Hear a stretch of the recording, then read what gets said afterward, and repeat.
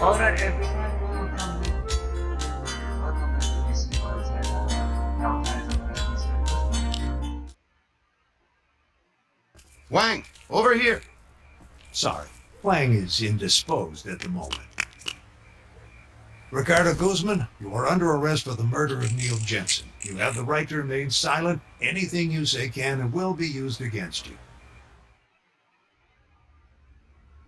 Mr. Guzman doesn't dispute the cockfighting charges. We're prepared to plead guilty on that one. Está insultando la República Dominicana. Let me. My client is not a murderer, Mr. McCoy. Mr. Jenson died as a result of an accident. An accident. He attempted to handle an armed bird, and he lost control of it. Really? Unbelievable.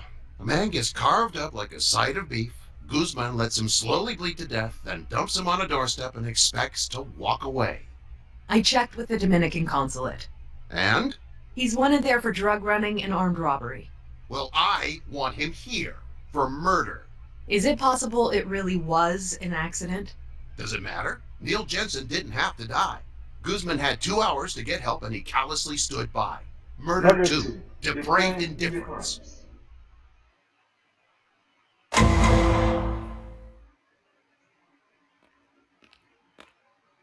The defense must be displayed. They are putting Guzman on the stand. Harlan Fitzpatrick is a good defense lawyer. He'll try to make Guzman appear sympathetic using a number of rhetorical tricks. Your job is to object when he gets out of line. Leading is when the defense attorney puts words in the defense mouth to help them his case. He can often validate his statement because he asks the question like, am I right or don't you mean?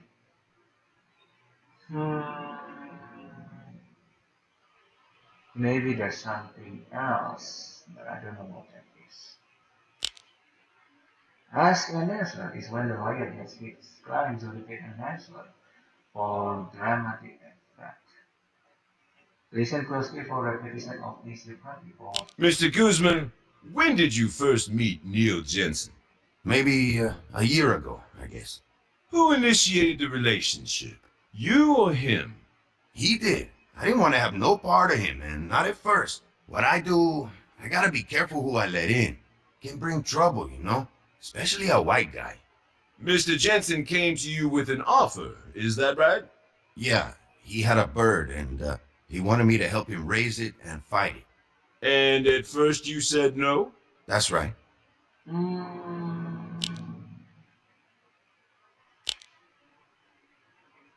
Mr. Jenson came to you with an offer. He did. I didn't want to have no partner at first. Who initiated the relationship you would be with? He had a bird and he wanted to help him raise it, and at first he said no, that's right. I don't know, but I decided to object. Speculation? No. As a request from the no, or this one. Objection! Asked and answered. Sustained. Strike that. What convinced you to take Neil Jenson under your wing, as it were, in spite of your suspicions? He knew cockfighting ain't how they make it out to be, you know?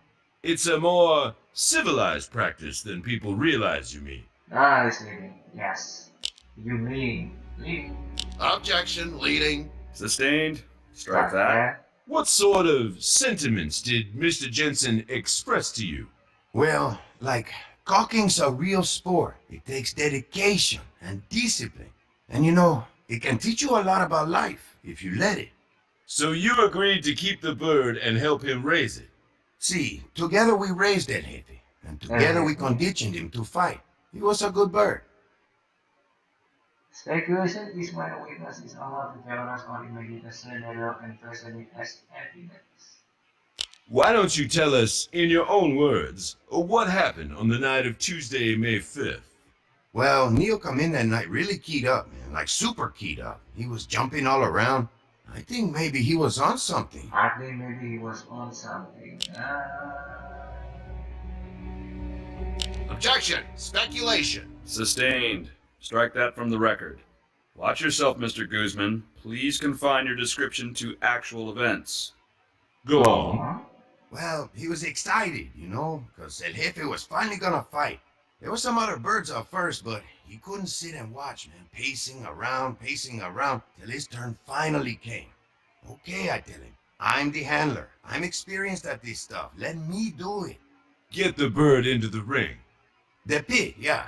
It could be dangerous, especially with the long heel. A long blade attached to the rooster's spur. Right, but Neil wouldn't hear nothing I was saying, man. Being he was a rider, he had to do everything himself. Well, anyway, he's yelling about how he had to be the one to handle El Jefe. I told him don't. I ordered him even, but he really got in my face about it, man, so I had to back down. Then he went for the rooster, like he was going for a football or something. Grabbed it around the neck. You understand, this is a bird was being conditioned to fight. The bird goes crazy. It attacked Neil Jenson. Naturally, you were horrified. You were horrified. I think it's really good. Really just gives some proof of that he's really Objection, leading. Sustained. How did you feel? Horrified, naturally. As we approach the part of the testimony where Guzman will describe his moves, be on the lookout for statements that will require medical training to back up. These can be objected to on the grounds of no expert knowledge. I made a grab for the bird and got it. Putting yourself in considerable danger in the process, I imagine. Putting yourself in considerable. Naturally, you were horrified. Well. Are you making? It can be speculation. But it can be the reading. What might happen? So I guess it's me. Objection, leading. Counsel is putting words in the witness's mouth. Withdrawn. But by the time I got the rooster under control, the damage was done. I see. So what then? What did you do for him? I wrapped a blanket around him to try stop the bleeding, Did you think to take him to the hospital? Yeah, that's what I wanted to do, but he told me not to. He wanted me to take him home. Mr. Jenson asked you to take him home. Mm-hmm. His wounds, he was cut up pretty bad, but not so bad as all that. He should have pulled through, no problem.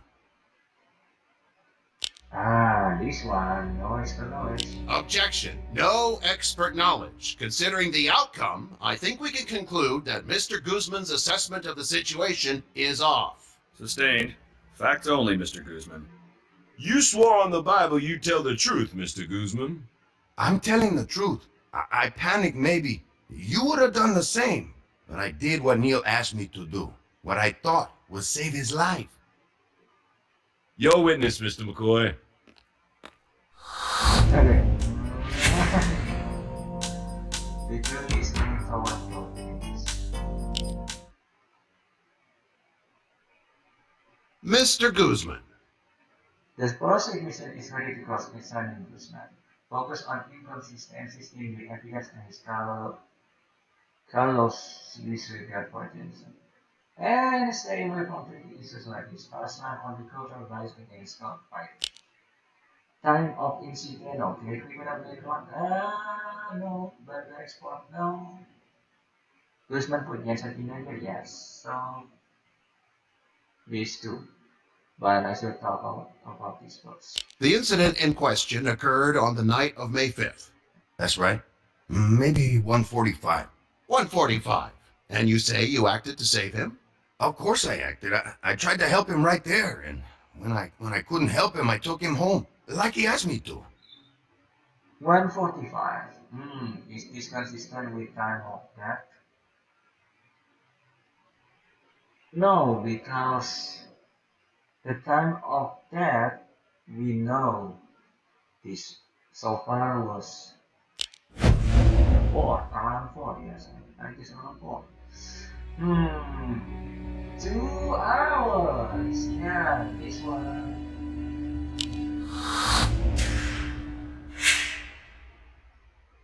But there's a problem here. The 911 call is timestamped 4:03. 2 hours after the incident, Mr. Guzman. Under the circumstances, it's fair to ask. Couldn't your response have been a little more prompt? Prompt? Hijos de puta mentirosos. I'm sorry, Mr. Guzman. It's a mistake. Someone's not telling the truth. Are you suggesting 911 got the time wrong? Or somebody?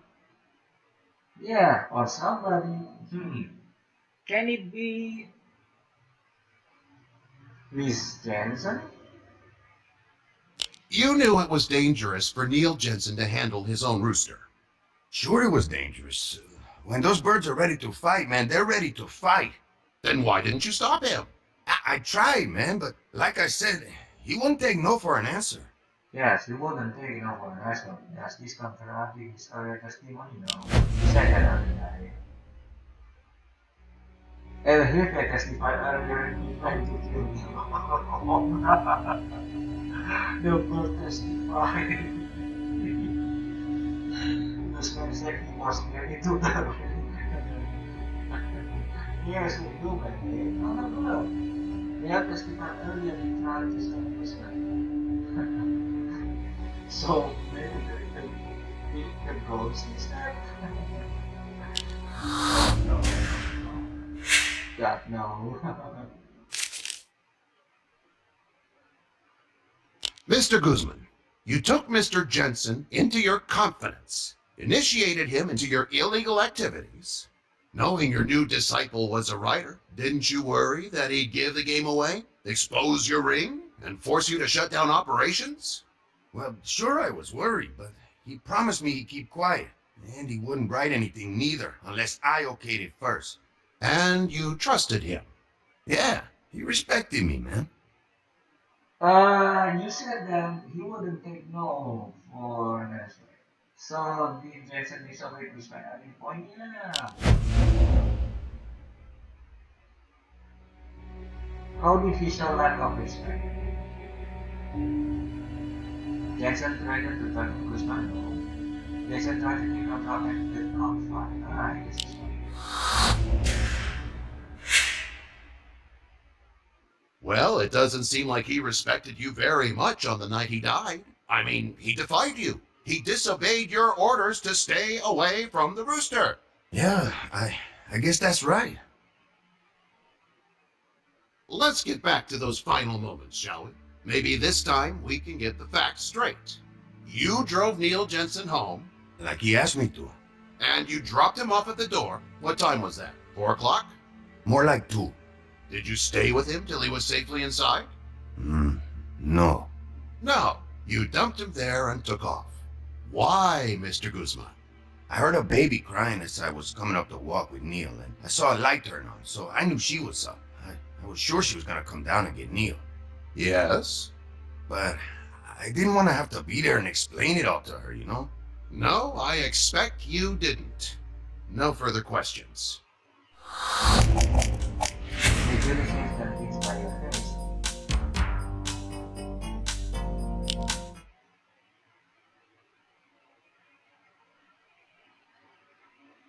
Now is the time to put Elle on the stand and let her talk about her husband Neil and the horrible events of May 5th.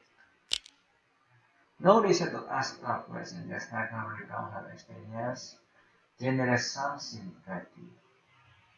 But try to avoid any mentions of necessary background or speculation about his death. Want to take this one, Abbie? The people call Ellie Jensen to the witness stand. Neil Jenson. Could Neil have survived? We can do speculation. Sandy says yes.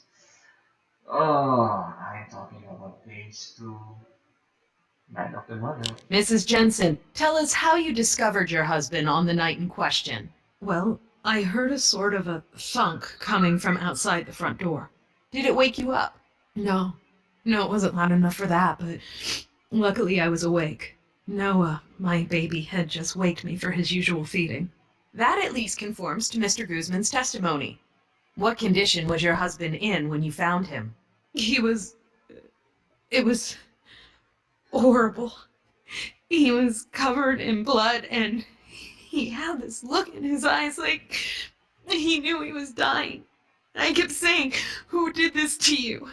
Who did this to you?" But all he could do was move his mouth. I think he was saying, "I'm sorry." And there was nobody with him? Nobody. He was all alone. Now this is crucial. Mrs. Jensen, what time did you discover your husband? Just before 4 a.m. You're absolutely sure? Yes. I glanced at the clock when my baby cried at 5 minutes too. He always wakes up at the same time. Thank you, Mrs. Jensen. So you finally come around, eh, Harlan? If that's the way you want to look at it, Jack. Great. What are you looking for? No jail time. Mr. Guzman pays a fine and does 12 months probation. Come on, he killed a man. Actually, a rooster killed a man. He sat idly by for 2 hours and let an innocent man bleed to death. 2 hours. Probation? No way. Until counter-offer. The charge of murder of prosecution was acted in a premeditated and calculated fashion when he let Jensen bleed to death. The charge of manslaughter of prosecution was acted recklessly and thereby caused death to anybody indirectly dependent on the outcome. Okay, so I'm gonna tell you, if the pleas are murder to and manslaughter or manslaughter one, and those two are, one of those two are accepted, we will find that Miss Jensen is guilty too.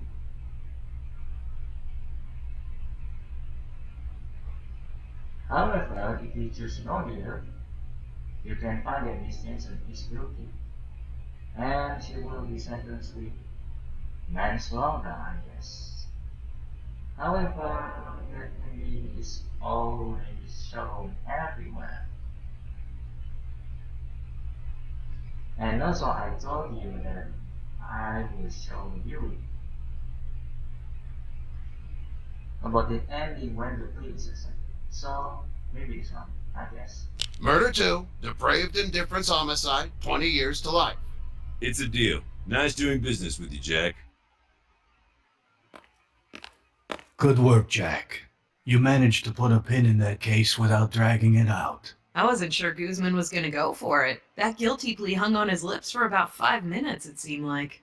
Probably still considers himself innocent. The mind can rationalize just about anything. Counselors, I just wanted to thank you for putting Neil's killer behind bars. He deserved a longer sentence, if you ask me. Surely, but, well, I can't dwell on that. Vengeance. It's not healthy. Life goes on, you know? Vengeance might not be healthy, but it's sometimes necessary. Guzman got off too easy. Let it go, Jack. We got another 60 cases lined up this month alone. Oh, How about we grab lunch? You still on that diet? Nope. Ditched the health food. And, Julia. Right on schedule. And I feel great. Any preferences? Nope, I'm up for anything. Except chicken. For some reason that doesn't appeal to me today.